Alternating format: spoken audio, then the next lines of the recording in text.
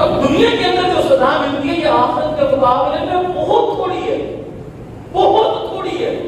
آپ اس طرح اندازہ لگا لیں، یہاں سے سمجھ لیں کہ آخرت کی سزا اور دنیا کی سزا میں کتنا فرق ہے۔ اللہ کے نبی صلی اللہ علیہ وسلم نے فرمایا ایک بندہ اللہ کے سامنے لایا جائے گا، ساری زندگی اس کو کوئی تکلیف پریشانی نہیں آئی ہوگی، بڑی خوشیوں والی زندگی گزار کے گیا ہوگا۔ اللہ صرف اس کو جہنم کا ایک دیدار کروائیں گے کہ چکر لگوائیں گے۔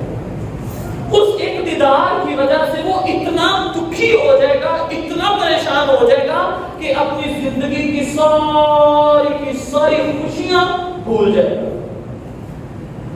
اور ایک انسان آئے گا ساری زندگی دکھ پریشانیاں تکلیفوں میں گزری ہوگی، اللہ اس کو جنت کا ایک دیدار کروائے گا، اور اس جنت کو دیکھنے کے بعد وہ اس قدر پرتکلف، اتنا زیادہ ہلکی طبیعت اور اتنا زیادہ خوش ہو جائے گا۔ اچھی چیزوں کو دیکھ کر انسان کی نیچر ہے، اچھی چیز کو دیکھ کر خوش ہوتا ہے، بری چیز کو دیکھ کر دکھی ہو جاتا ہے، تو اتنا خوش ہو جائے گا کہ اپنی پوری کی پوری زندگی کے دکھ کو درد بھول جائے گا۔ یہ آخرت کی دنیا کی زندگی کے عذاب کا موازنہ اس بات سے کریں۔